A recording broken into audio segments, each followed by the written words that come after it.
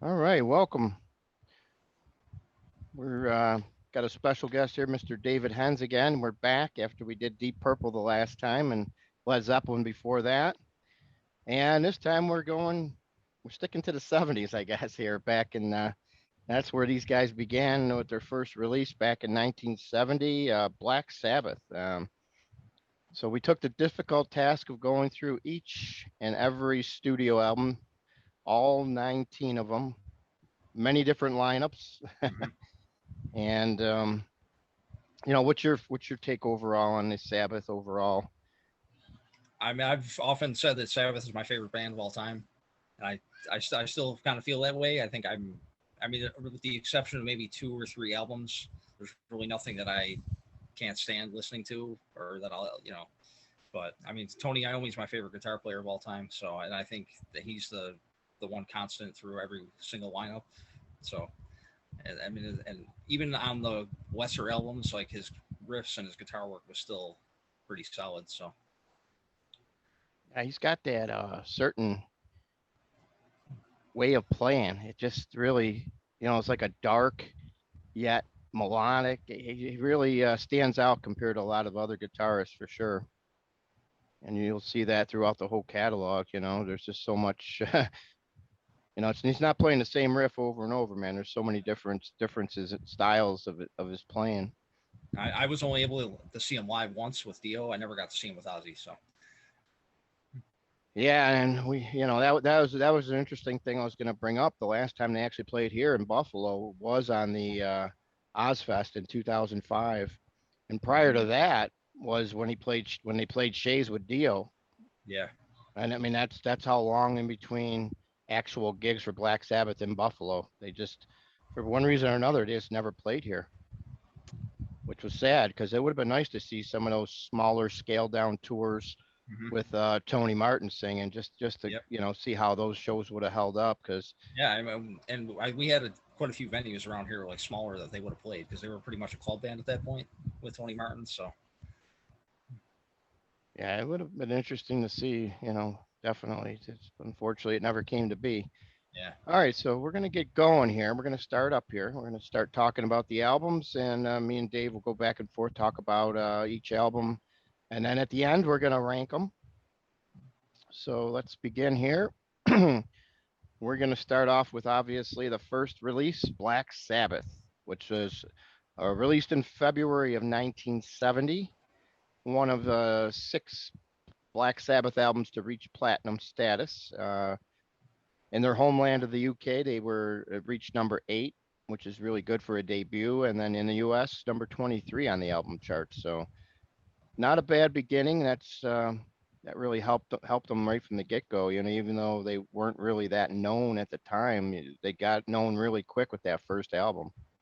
yeah. Came out on February 13th, 1970, which was Friday the 13th. So that kind of added to the whole of it all. So, Yeah, that's something I didn't know. See, that's why we do these. More trivia. You could throw a lot of stuff at me on this. So I mean, on this album, I would say, the title cut, the Wizard, those are two that, the first two tracks on the album, they really stand out quite well. And the rest of the album is definitely solid. It's a solid debut. And what songs do you enjoy off this one? yeah, What's your I mean, dark? yeah. I mean, the title track obviously is pretty much people cited as being like the very first heavy metal song, or the pretty much started the whole doom metal genre.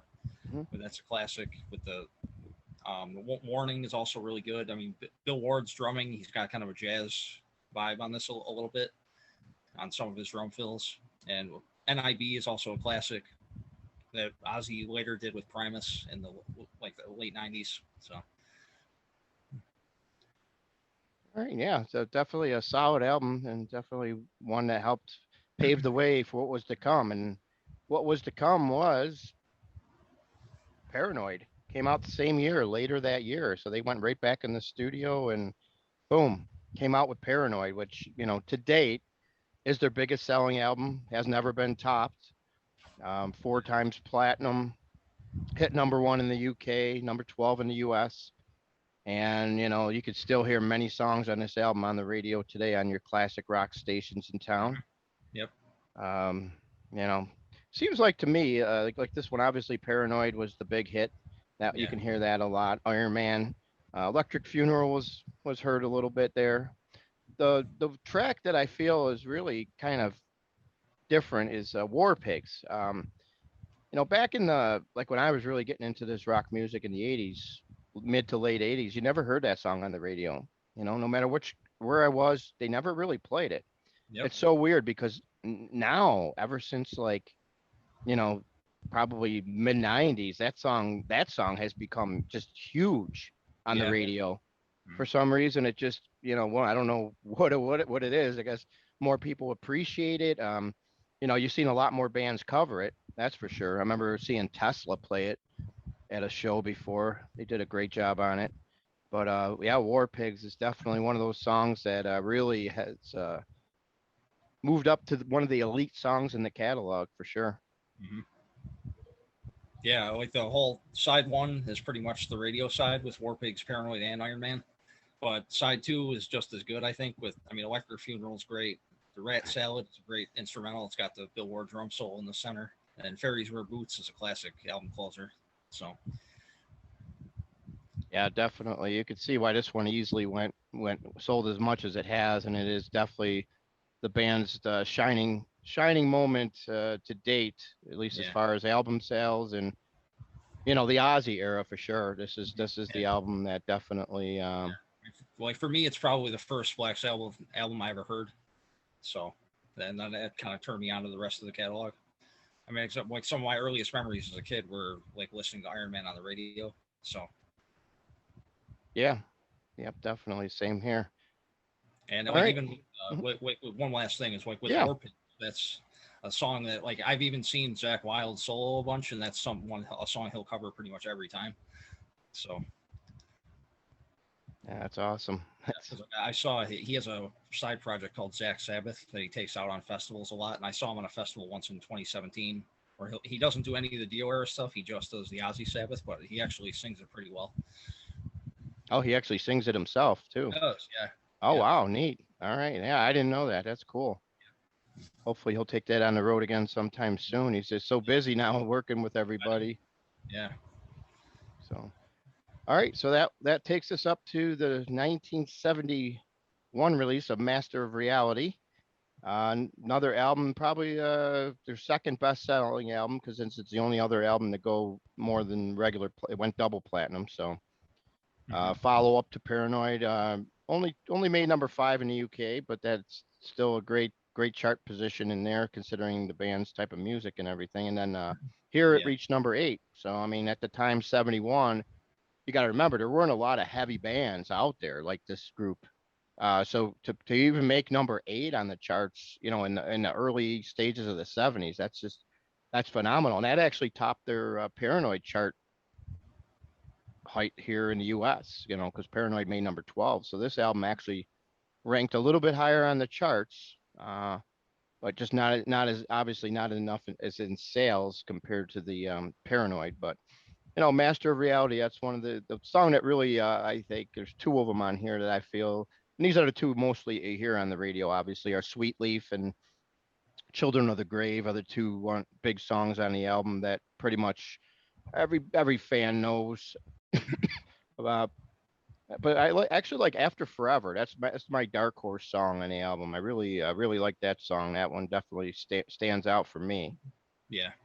I love Into the Void. So Oh yeah, that's yeah, another good one. Yeah. that's another one that Zach Wild covers a lot in his sets. So What else you got for us on this album? How did well, like this album's pretty. It's commonly credited as starting the whole like stoner metal genre. With obviously Sweet Leaf is everybody knows what that's about. There's no mystery there. But like bands like Sleep and like Caius, a lot of the stoner bands that came after, like in the '90s and after, they credit this album as kind of like starting that whole theme with just the slowed down tempos and the sludgy guitar riffs and stuff. So All right. So Master of Reality 71, and then we went into 72, and a little bit more than a year between releases, but they finally came out with Volume 4, which was a really good album here. I really like this one myself here. Um, still made a top 13, another platinum album. So the band is on a roll. They're selling albums, they're touring, they're reaching the charts, and things are going good at this point. Obviously, the big song on Volume 4 obviously is Changes radio wise, and then Mhm. there's a lot of songs on here that don't really get a lot of airplay. But there's a so like Tomorrow's Dream, um, really like Wheels of Confusion, the opening cut. So Mhm. there's a lot of good stuff on here that I think if it got more airplay, perhaps maybe it would have done even better. It just, airplay was big back in those days when Yeah, when they were actually playing these groups on the radio. yeah. Supernaut and Snowblind are two of my favorite Ozzy tracks. So Yeah, I had Supernaut too. That was another one. I mean, just great stuff here that a lot of people like I said, unless you're a true fan or actually own the album, you might not know about it because the radio doesn't really tend to do any of these albums any justice. And as yeah, you'll see, probably going forward, there's not going to be much more radio airplay from the Oz era, yeah. which will And take us to Lagoon it. Sunrise is one of the few times that Tony Iommi actually used an acoustic guitar on record. So Yeah, that stood out for me too. yeah, I wish he would have done a little bit more, yeah, because he's a great guitarist. It doesn't matter what type of guitar he's playing, man. A phenomenal guitarist. Definitely one of the best guitarists I've ever heard or seen, for that Mhm. matter. Okay, so Volume 4 leads us to Sabbath, Bloody Sabbath.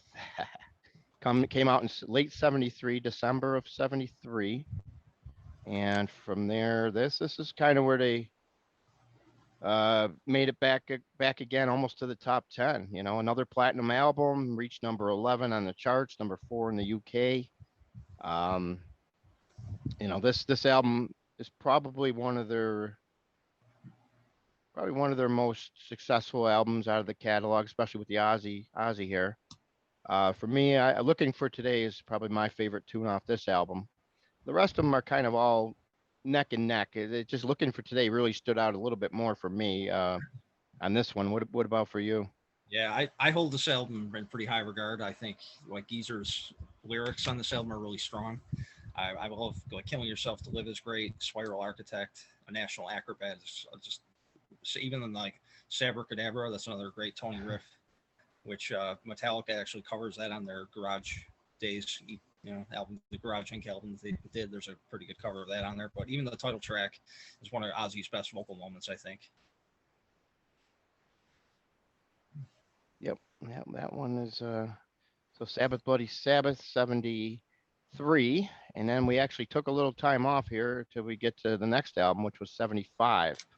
So a little bit more time in between albums. There were still people out there waiting for it. Sabotage came out July of '75, number 7 in the UK, reached only 28 in the US.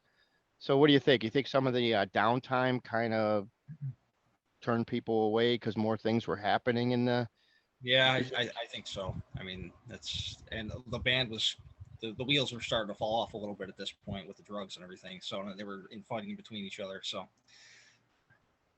Yeah, so this one, "Hole in the Sky," obviously is the probably the most well-known cut on the album. The other one I like is "The Writ." Really like that one. That one yep. is definitely one of my favorites. What are some of your highlights of this album? Highlights for me are probably Symptom of the Universe and Megalomania, which both Hmm. they close outside one.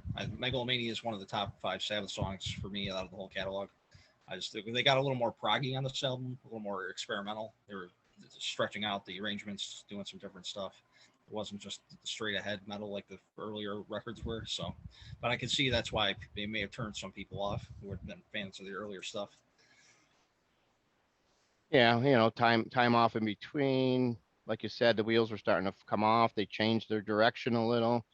So yeah, definitely. Sometimes it still went gold. Mm-hmm. So not too shabby though overall.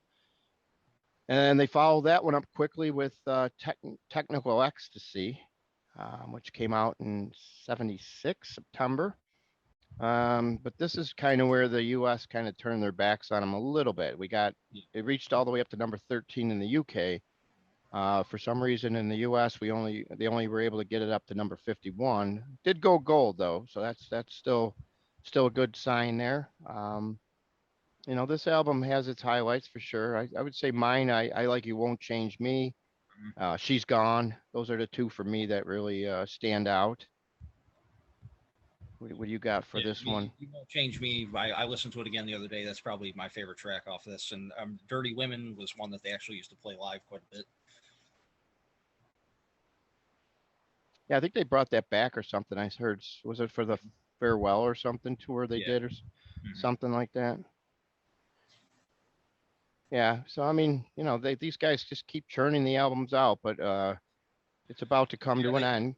they started getting less doomy during the late '70s period, so Hmm. it was a little more kind of a mainstream good sound filtering in a little bit. So I think that's why people got turned off. But Well, you got to remember that in the 70s there too. yeah, In the mid 70s, you had Aerosmith riding high. You had all these other different type of bands then. Zeppelin yeah, was still huge and in the mhm, US about mid 75. So you could see where, maybe people were just turning their allegiance to other areas.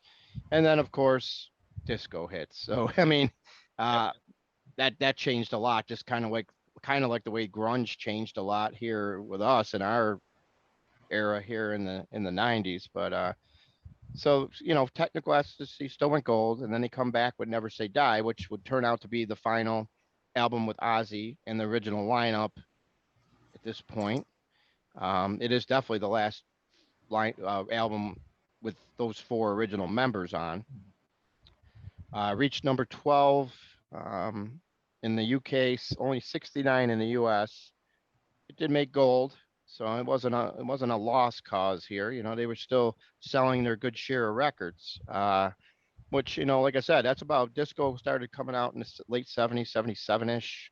yeah, Saturday Night Fever, all that stuff around there. So I mean, to pull out a gold album, even with all that was going on with the band, like you said, it was the wheels were falling off and all that stuff. That's still a respectable number there.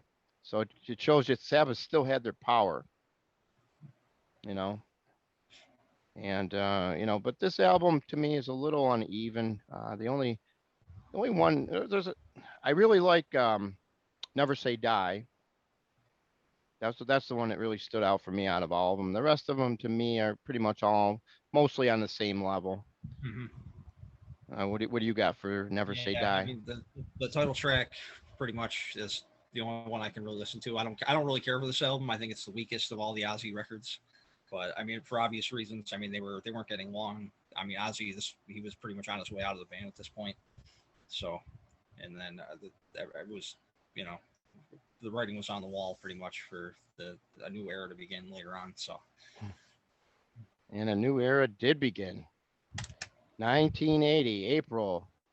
Heaven and Hell comes out of the woodwork. And man, what an album this one is.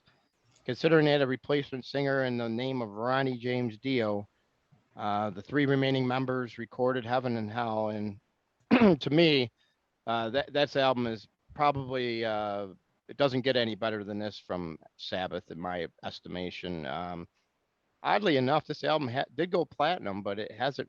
I don't. Maybe they just didn't recertify it yet. You would think this album would have sold a lot more than just platinum because I mean it's been around for 40 years and it's just yeah, a phenomenal album. yeah. I was gonna say like for me, this is it's always going to be a monumental record for me as a metal fan and as a music fan in general. So, and I'm pretty sure when you did your list of your top 10 favorite albums, that was on there.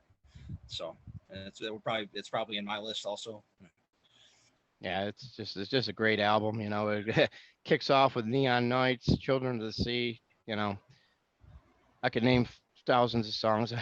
Almost every song on this album is like a five-star song. But Yeah, I mean, Die Young. Just a great album all the way through. yeah, I Even mean, I mean, I think it's just goes to show you, at this point, that everybody always says, well, why didn't they change the name? Why didn't they change the name? But I don't know. What's your take on that for this? I mean, did you think that it was good not changing the name at this point? Yeah, I think it fits. I mean, I think for the purposes of marketing, they had to keep the name. I think they just for familiarity purposes. I think that because I mean people heard Black. I mean this really they're the Dio Sabbath and the Ozzy Sabbath, the sound and like the themes really have nothing to do with each other. They just kind of like reinvented themselves. So I guess from that perspective, maybe the band name doesn't really equate the same way. But I mean, for me, Dio is just immaculate on this album. So I mean, he like his he started contributing to the songwriting on the lyrics, like trying to take some of the weight off Geezer, which Ozzy never really did a whole lot. So Yeah, I mean, Dio brought a whole new different dimension to the band, like you said. And you can see it in the writing here because he took that same creative spark that he had with this album and he launched a solo career 3 years later and yeah, pretty much the same thing, dragons, and he's got that fantasy that yeah, and it's classic Dio. That's what he's known for today. Um, all his wizardry and stuff. All right, so Heaven and Hell, great album, and then they follow that up with 1981. They release Mob Rules, another gold album. So they keep the string going. That's and getting back to this Heaven and Hell, why they probably had to keep the name was probably I'm sure the record company had a little bit to say about it because they seems like they did that throughout the band's career because there was many times when Tony wanted to change the band's name, and every time he made an album, he actually made a couple albums where it wasn't going to be a Black Sabbath album, but they ended up making him make it a Black Sabbath album. The classic one there is Seven Star. We'll talk about shortly, but so Mob Rules 81 reached number 29, gold again, and unfortunately, that's pretty much where the streak ends with their U.S. record sales. That's going to be their last gold album. No more platinum albums. Not obviously counting just the studio albums. They probably had more with greatest hits and other stuff, but so Mob Rules definitely keeps in the same kind of vein as Heaven and Hell. The strong songs, Turn Up the Night, great kickoff out song for the album, the title cut. Slipping Away, that's definitely one I really, really like there. A little slowing it down a little bit, and they definitely did a lot of different things on this one as opposed to the first album with Ronnie. So what's your take on Mob Rules yourself yeah. here? My rules. I love this album also. I mean, Falling Off the Edge of the World is great. Huh. Sign of the Southern Cross, one of Dio's best vocal moments for me. He just sounds maniacal on that song. It's a great, just the build and like every his vocal tone. He Dio kind of went from like the quiet singing to the loud metal scream better than anybody. So Yeah, he's definitely. You could see his progression from the time he was an Elf, mm-hmm. from the time he was in Rainbow, to the time he was in Sabbath here. And then into his solo career. So he definitely, you could see the progression in a lot of different areas in his writing, his vocal ability. The guy was just, he's definitely was, he wasn't a tall guy. Everybody knows he was a short guy, but he definitely, even though his height wasn't that tall, he definitely left his presence as a live performer. Mm-hmm. There was nothing like seeing Ronnie out there in front of the stage belting out classic song after classic song. It seems like everything this guy touched for the most part was gold. He had all those hits with Rainbow, Yep. um, Heaven and Hell, and then his solo career. Just the first couple albums there really are some of his best work, even matching these other two albums he got here with the Heaven and Hell and the Mob Rules. I mean, he just carried on and just did well. It's a shame that these guys couldn't get along. Who knows what would have happened down the road? But obviously, there was some turmoil there, and it all ended with that disastrous live album where people were always talking about how Geezer and Tony would go in the studio and mix it up and mash it all up, and then Ronnie and Vinny would go in there. Yeah, exactly. Yep. And it was just a nightmare. These guys just couldn't agree on anything, and it's a shame. Hmm. And that brings us to the replacement singer for Dio. And that didn't take long. 1983, they released Born Again with none other than Deep Purple's Ian Gillan. Nice. So this album. Ian Gillan even calls himself probably the worst singer Sabbath has ever had, which is kind of a weird statement coming from one of the best vocalists of all time there. But he only made the one album, but I could think this album holds up pretty well. Yeah. Considering what he and you got to remember too. This is another one that originally when they got together was supposed to be more like a super group, and they weren't gonna make the under the Sabbath name, but then the record company once again stepped in and said, "Up, it's a Sabbath album or it ain't getting released." So, this one only reached number 39. It didn't really do good in sales. The tour didn't do good. A lot of problems with the tour. They had this Stone Edge set that didn't even fit on the stage. It limited the band's movement up there because there was no room on the stage. They had this humongous set that was not properly made to the specifications that the band had set out. It's just would have loved to have seen that tour just to see, Mhm. what Yep. it was all about. But what do you got for Born Again? Yeah. I mean, the with the cover artwork notwithstanding, I think it's a tremendous album. But I mean, it's always felt like kind of the outlier of the catalog overall because it was the only album they made with Gillan, and the production gets a bad rap because the guitar sounds a little muddy and it's just kind of it's kind of an abrasive production. It's not very pleasurable to listen to for a lot of people, but I think for me that adds to the just the evilness of the album. But I mean, like Gillan's scream on "Disturbing the Priest" is a classic moment. Yeah, and then what you can never go wrong here in Trash, that's for sure. Yeah, I mean, Trash, The Zero, The Hero, Digital Bitch, they're all great songs. Yeah, definitely, I think it's definitely one of their most angry albums. yeah, definitely.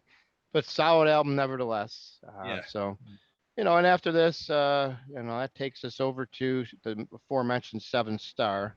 Now, this album was supposed to be recognized as a Tony Iommi solo album, which is the reason why the Black Sabbath name says on there featuring Tony Iommi. It's just a shame that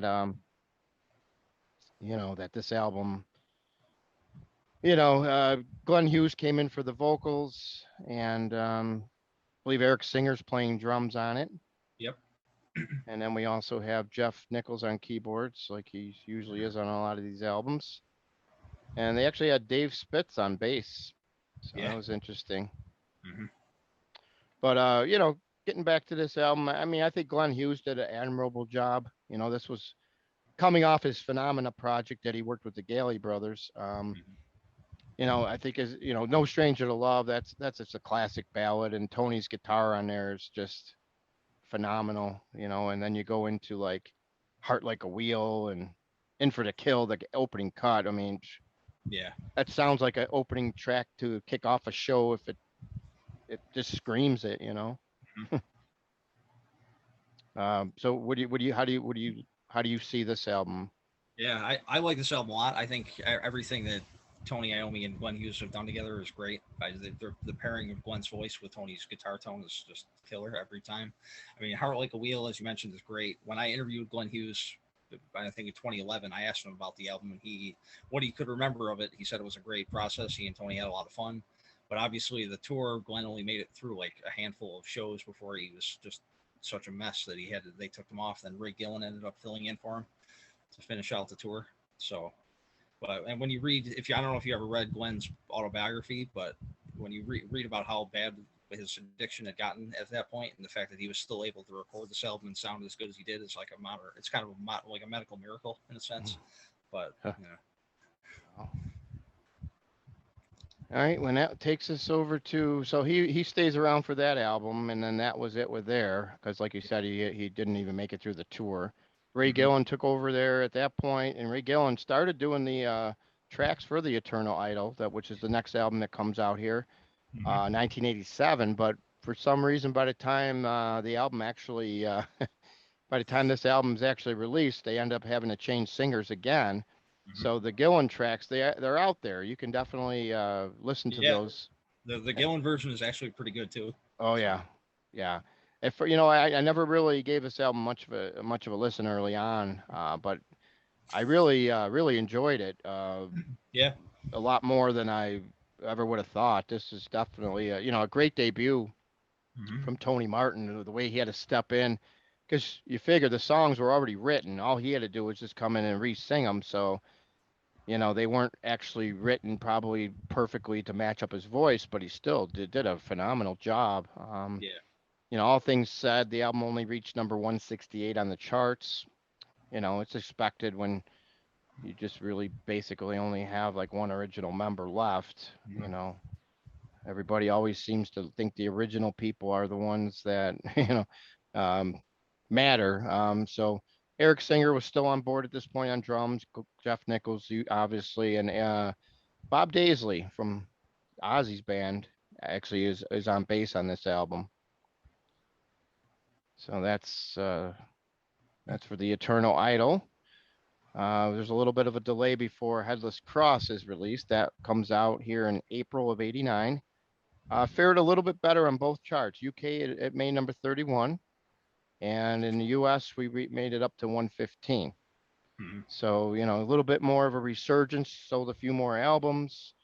Um, but Headless Cross to me, um, I like When Death Calls. That was one of the tracks that really stood out to me. For the most part, though, I can give or take it. I like Eternal Idol much better. So I think it's a little bit of a digression, but it's Sabbath. It's not horrible. It's always going to be decent. It's just that compared to the other releases for the band, this is probably one of my lower ranked ones, I would assume, when we get down to the wiring here. What about for you? Yeah, I used to like this album more than I probably do now, but I mean I still like it. I mean the title track is great. Devil and Daughter is good. Kill in the Spirit World. I mean this Cozy Powell's on the drums, so that's always a great thing. But it's definitely got that '80s kind of sheen production. So All right, and that takes us to the 1990 release. And Tear. Is that how they pronounce it? yep, that's Tear. Yeah, Okay. I was never sure on that one because I yeah. never heard anybody ever talk about the album, Nope. which is kind of weird because it actually to me it goes back up a little bit a notch here in my books. This album ain't the title cut, the first track on the album. I mean that kicks off things in fine fashion.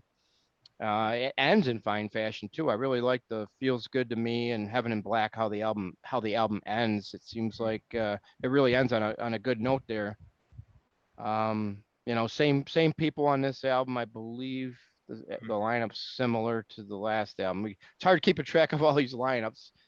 Same lineup except on bass instead of Daisley, they got Neil Murray who worked was with Whitesnake on bass.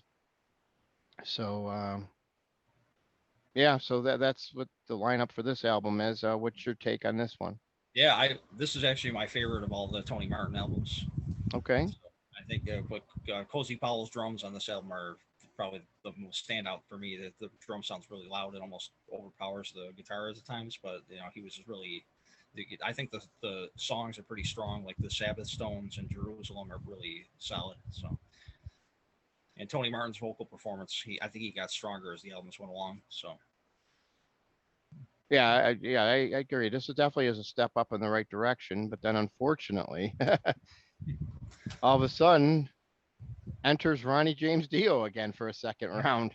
Who would have thought that, huh? After all the turmoil of the way things ended with the last time he was in the band. So Dehumanizer comes out 1992, right pretty much around the start of this whole grunge era.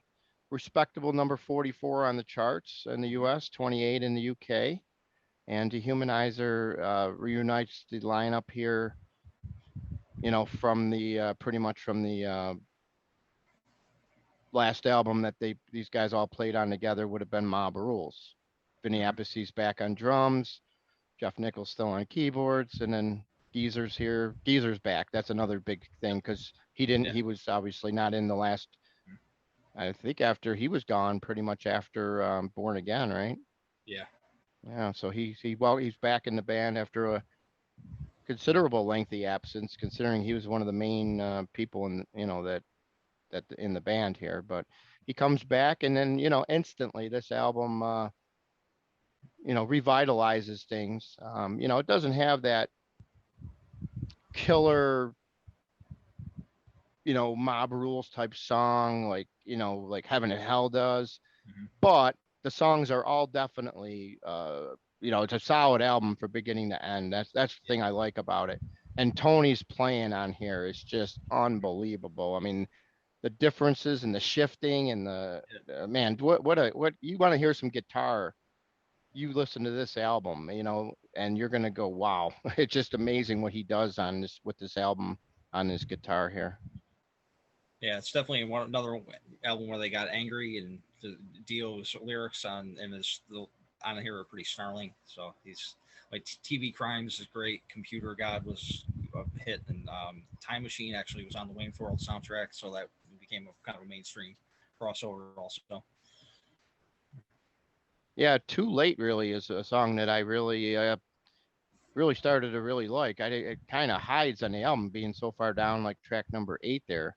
Yeah, But that's one of those songs too that it's like, wow, where was this song all this time? Because if I'm trying to remember back when I seen them at Shays, I don't remember them playing that one either. yeah. I was another big song they played off this album a lot too. Yeah, yep, that was definitely one of them.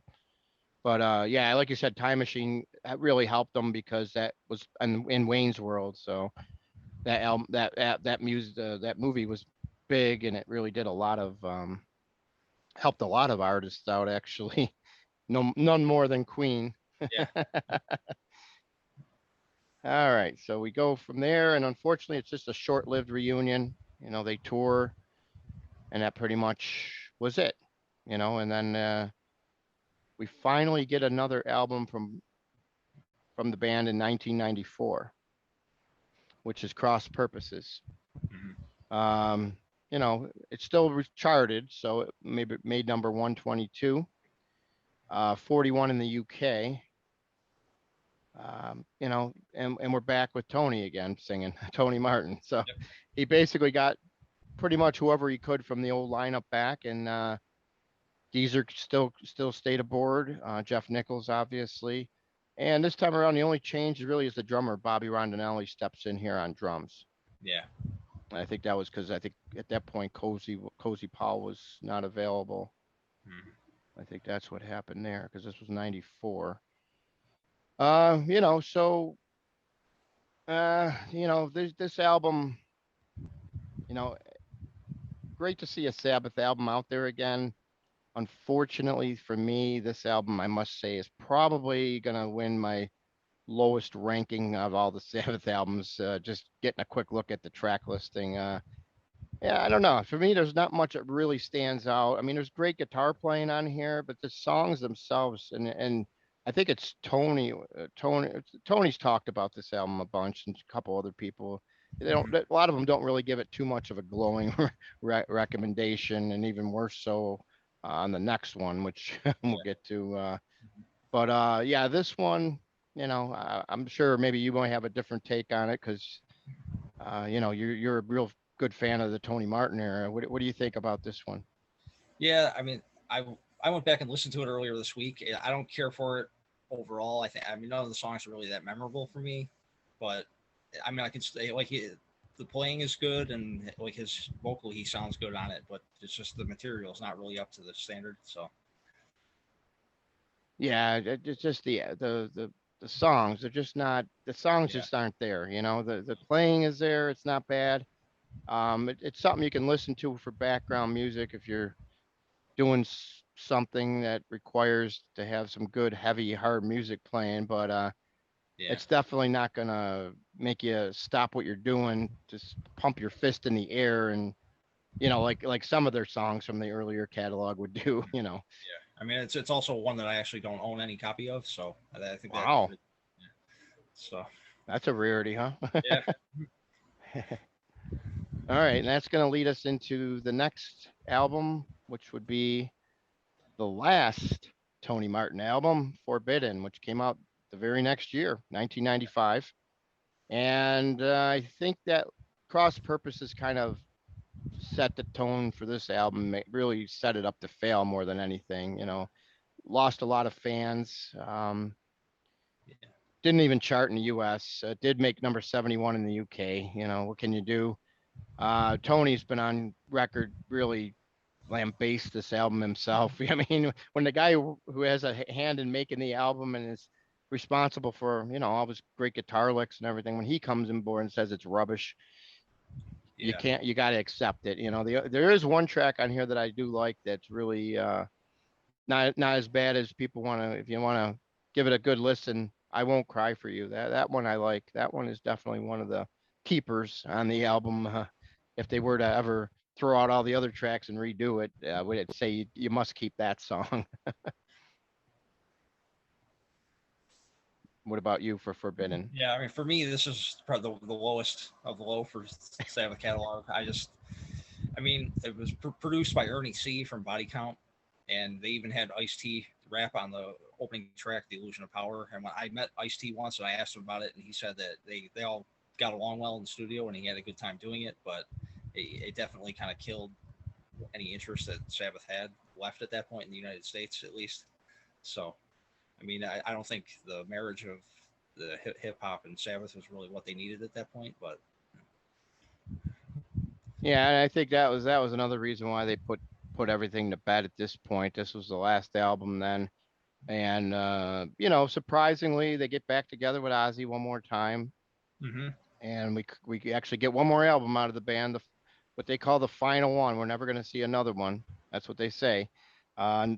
13 came out in June of 2013, and it's the final album, and it's the album that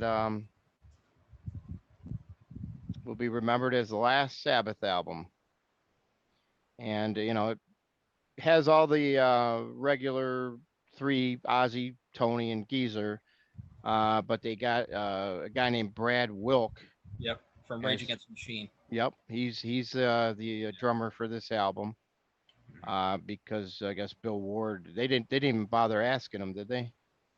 I think they did. I guess it really depends on who you believe. I mean, Bill's story was they didn't want to pay him what he felt he was worth, and Tony said, or Ozzy said that Bill wasn't in physical shape because obviously alcohol was taking its toll over the years, and they said they didn't think he was up for a whole album and tour. So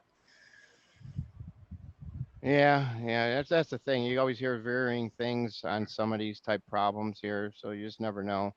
But this is the album that was produced by Rick Rubin. They brought him in to produce this one. So that's probably why you got a thicker sound and there's a lot more, it's a big upgrade from the last few albums. mhm. I still wouldn't call it, classic Ozzy in any manner. It's more like, it seems more No, modern, yeah, you know? I don't know if Rick Rubin was necessarily the right producer for them, but I mean, it was he's the producer who was pretty much the big name at the time. So Hmm. Yeah. I mean, it's a solid album. yeah, You can't take anything away from it. I mean, I Is it? remember when it came out, I was really excited because they were finally releasing an album with Ozzy after all this time. And I remember listening to it a lot that summer that it came out, but Mhm. until probably a few months ago, I kind of put it away for a while. But there's some good stuff on it, and like God is Dead and End of the Yep. Beginning, where they were on the radio for quite a bit, so they did get some positive exposure out of it. But I don't think it's like it doesn't live up to the earlier Ozzy stuff for me. So Yeah, but it did give them the first ever number one album. So when yeah, it came out, everybody bought it that week. So that gave yeah. them the number one status. And Mhm. they also hit number one in the UK. Just didn't do enough to even sell gold, though, hard to believe. Yeah. And Brad Wilk didn't even play on the tour. He just played on the album. So then they brought in Tommy Cluftos for the tour. Yeah. Yeah.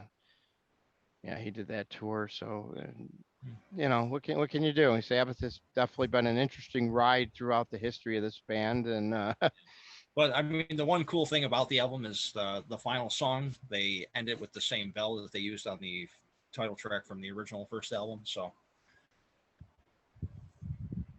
yeah, it's cool how they because that tells you that it's definitely they're never going to make another one no matter what.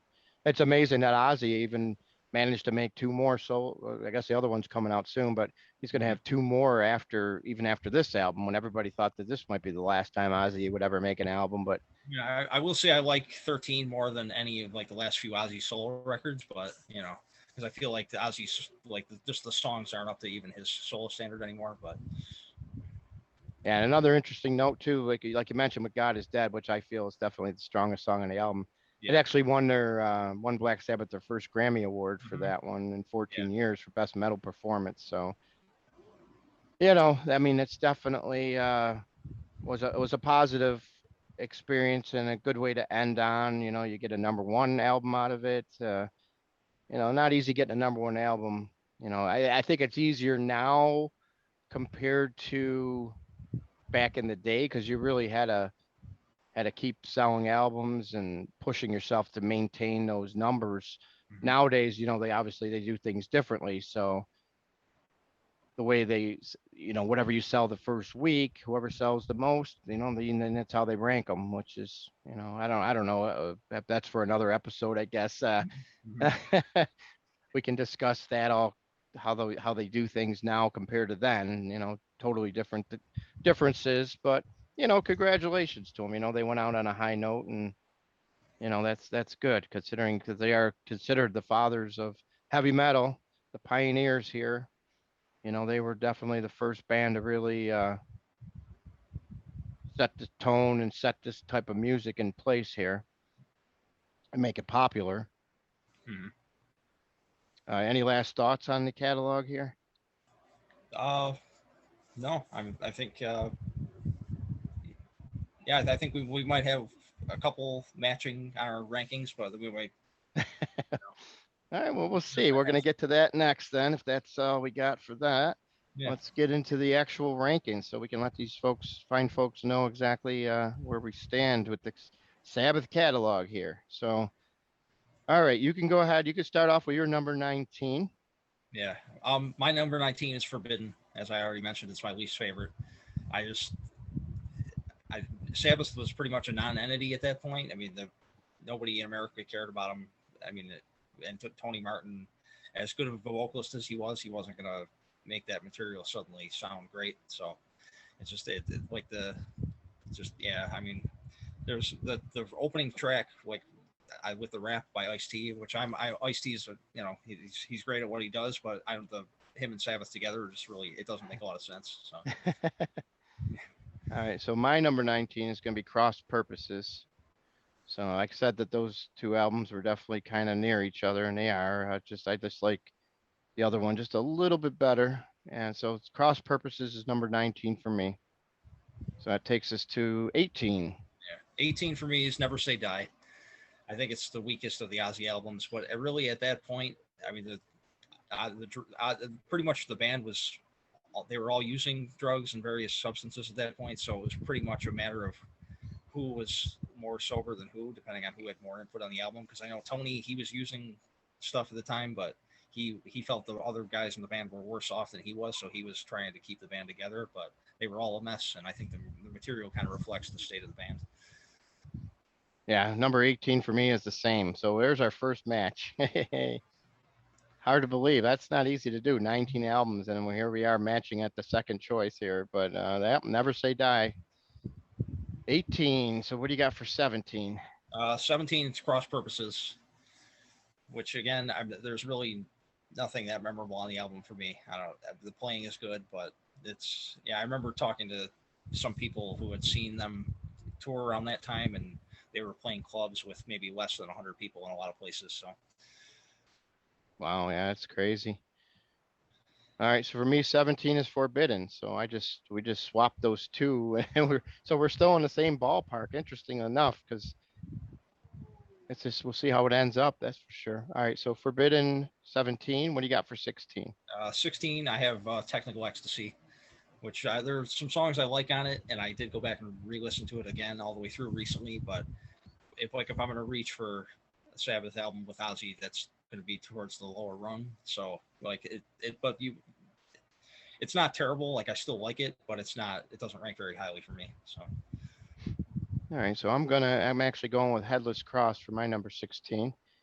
Um, one of the Tony Martin albums. I really have nothing against Tony, but for some reason, the three of the four albums chosen here so far, unfortunately, have he's involved with. So, but we got better things to come here. Let's shoot up to 15. What do you got for 15? 15, I have 13.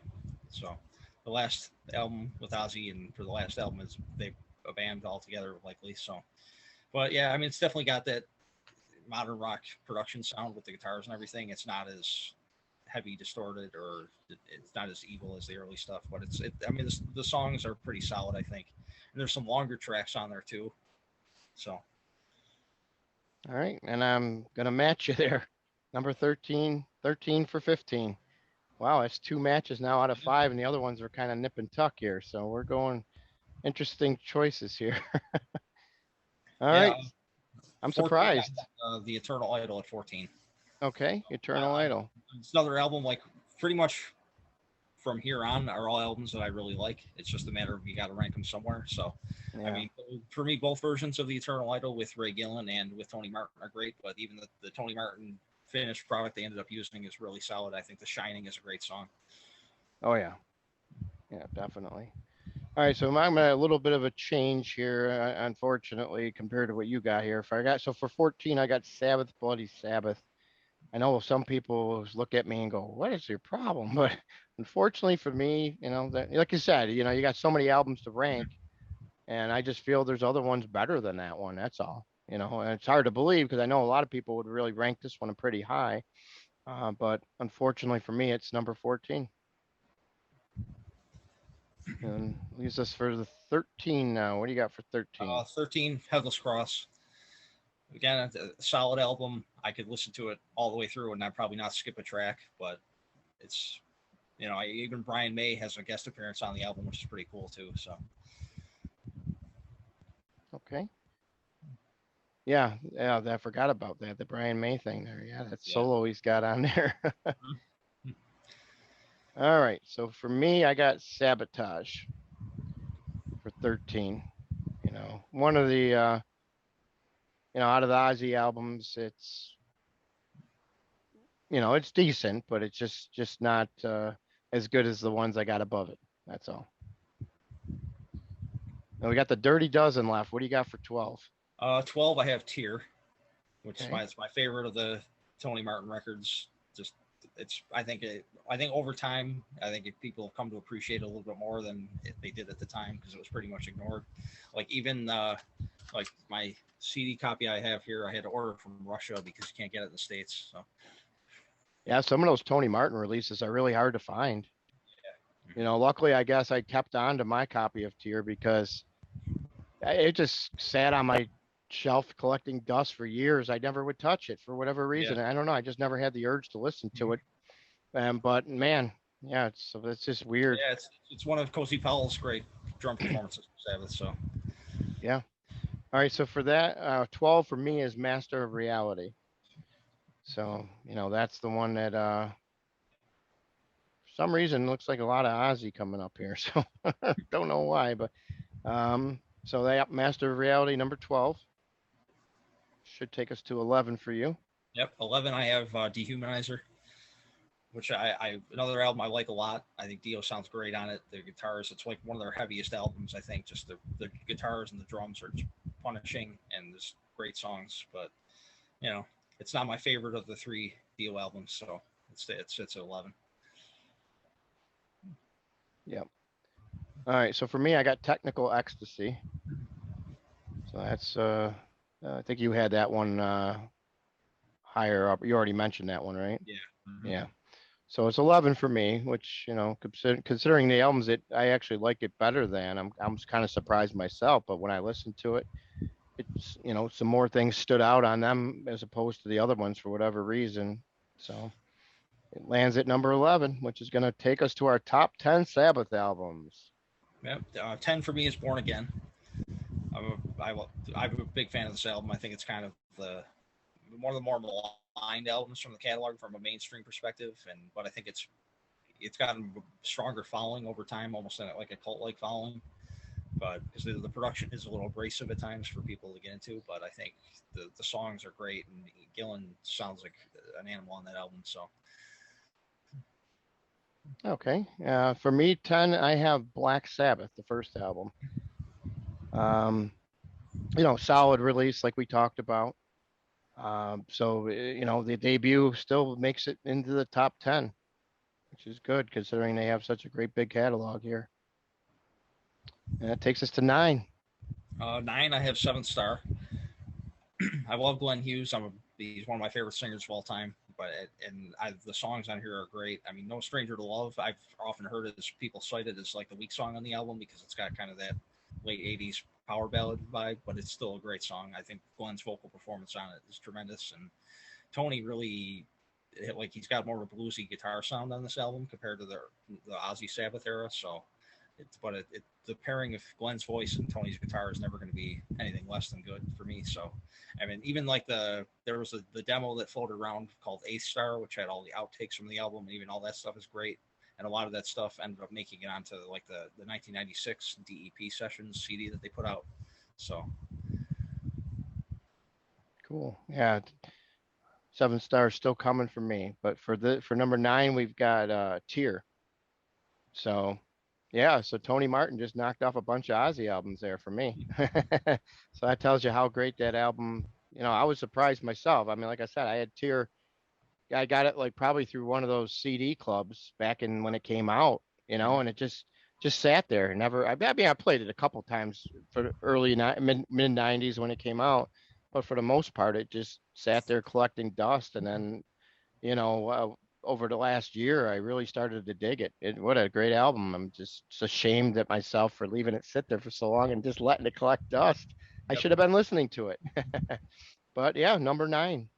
Yeah, a lot of that Tony Martin stuff can sneak up on you if you haven't heard it in a while. So Yeah, definitely. And like you said, with the lineup that's on that album, with yeah, the great Cozy Powell on drums, unbelievable, and then everything else is just really good on that album. Definitely one of my favorite Sabbath albums. Number 9 for me. And this all right, takes us to 8. yeah, Yeah. 8 for me is Black Sabbath, the first album. I mean, it's for like the groundbreaking heavy metal album, and it's always going to be remembered for that. But they made better stuff after that. So But a great start, great yeah, beginning. Yeah, definitely. All right, so for me, it's going to be The Eternal Idol, number 8. So that's another Tony Martin album. So that's going to be the highest ranking Martin album that ends up on the list here, as we got all the other ones already on my list. So yeah, I mean, this is an album that I never really had. I bought it about a couple months ago, and I really haven't stopped listening to it since I got it. I mean, yeah, like you said, The Shining. I mean, there's so much good stuff on here that I go, why did it take me so long to get this one? I just never had it before. Born to Lose, Glory Ride. Just a great album. I really glad I got it now that I had a chance. And listening to the Ray Gillan demos, that too, you can't go wrong listening to even them. It's just Mhm. would have been great to hear what the Ray versions would have, how, if they would have finished the process, because those are mostly just demos, to see Yeah. how they would have turned out. Who Mhm. knows? It might have been even better than the Tony Martin one. But don't get me wrong, the Martin one is great as it is. I'll take it as it is. Yeah, I know. I bought a copy on vinyl. I think 10 years ago it was $5, and now it's gone up in value quite a bit. Like when I see it in record stores now, it's usually 20 to 25. So Good investment. yeah. All right, so are we going down to number 7? So yeah, 7 for me is Master of Reality. Again, it kind of birthed the whole stoner metal genre, and the Sweet Leaf you still hear on the radio quite a bit. At least 97 Rock plays it every once in a while. So Oh And yeah. Children of the Grave is great too, but you don't hear that as much anymore. Yeah, I mean, there's a lot 97 Rock Yeah. needs to fix, but that's for another day. Maybe we'll make an episode, give them some tips on how they can, you know, do better over there to please their fans here. All right, so 7 for me is Born Again. Ian Gillan, Born Again. Solid album, like you said. Definitely, not a barn burner as far as sales are concerned, and the tour flopped, but still, for me, it's a solid album that I definitely enjoy. Clocking in at number 7. What do you got for 6? 6, I have Volume 4. And as I said earlier, I think Snowblind and Supernaut are my two favorite songs off the album. But it's just you can definitely tell they were getting a little more ambitious with their arrangements by at this point. So it's just a great album all around. Yep. I actually have Dehumanizer at number 6. So yeah, I mean, I was kind of surprised there myself. Dehumanizer number 6, Ronnie James Dio back on vocals. Um, it was a great tour. That was still remains the only time I've ever even seen Black Sabbath. I did see Heaven and Hell, which is similarly Black Sabbath, but Mhm. that was the only time I actually saw Sabbath underneath the actual label Black Sabbath. So, Yeah. Mhm. um, so yeah, definitely a solid album at number 6, which is going to take us down to the wire here with our top 5. This probably got a little bit tougher probably as you started trying to finish these rankings here, huh? Yeah. Number 5, I have Paranoid, which it's considered by most people to be like their classic album because of all the songs, and it's their biggest seller. And which, as I said earlier, it's my probably the first Sabbath album I ever heard, and that turned me on to the rest of the catalog. But there are a few albums that came later that I'm more into. So, but I still love it, and like even Iron Man, as much as I hear it, I could never get tired of it. So, Yeah, that's true. That's always a good thing. I hate it when songs are overplayed to the point where I was just thinking of that yesterday. I was actually 97 Rock, pour some sugar on me for the 5,000 millionth time. yeah, Don't they know any other Def Leppard songs? But yeah, exactly. But Iron Man is one of those, and even Paranoid. Those two songs, I could probably hear them another 100,000 times and still not get sick of them, which is a yeah. good thing. Mhm. So my top 5 begins with Volume 4, which you just mentioned, and I agree exactly what you say. Volume 4 is just solid. My second favorite Ozzy album, which will tend kind of narrow it down what's left on the list here for me. So, what do you got for 4?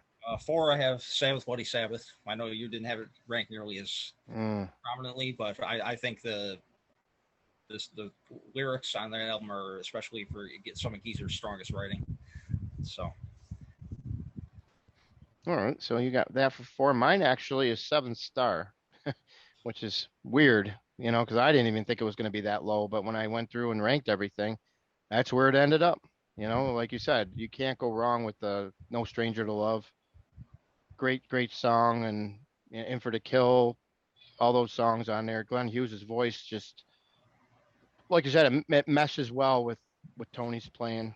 yeah, And here, I think Eric Singer is another unsung hero on the album too. I think is drumming there is solid, very solid. Probably one of the best albums he's ever appeared on out of his career. Obviously, he also played with a lot of other bands.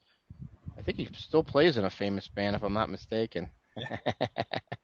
But yeah. So yep, 7 stars, number 4. And that brings us to our top 3. All right, my number 3 is Mob Rules.